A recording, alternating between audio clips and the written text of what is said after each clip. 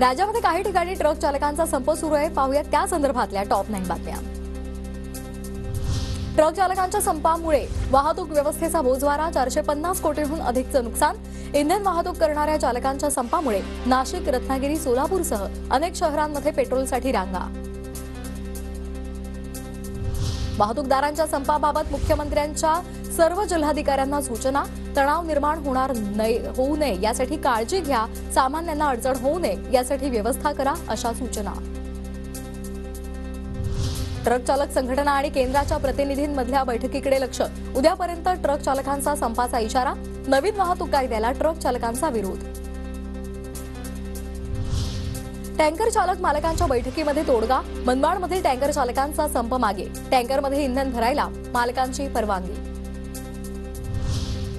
अखिल भारतीय वाहतूकदारांच्या संपामुळे पेट्रोल आणि डिझेलच्या पुरवठ्यावर कोणताही परिणाम होणार नाही।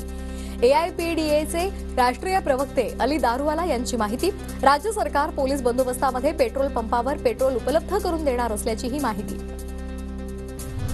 मुंबई अहमदाबाद महामार्ग, सांगली, नागपूर आणि जळगावसह अनेक ठिकाणी पेट्रोल डिझेल संपलंय। इंधन नेणाऱ्या ट्रक टँकर चालकांच्या संपामुळे पेट्रोल पंपाबाहेर इंधन संपल्याचे फलक।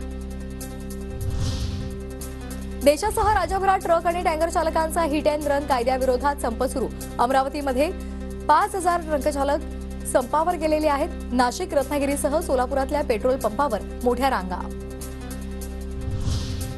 सोलापूरमध्ये बंद असलेली इंधनाची वाहतूक सुरू। इंधन वाहतूकदार आणि जिल्हाधिकाऱ्यांच्या बैठकीनंतर पुरवठा टप्प्याटप्प्यानं सुरू।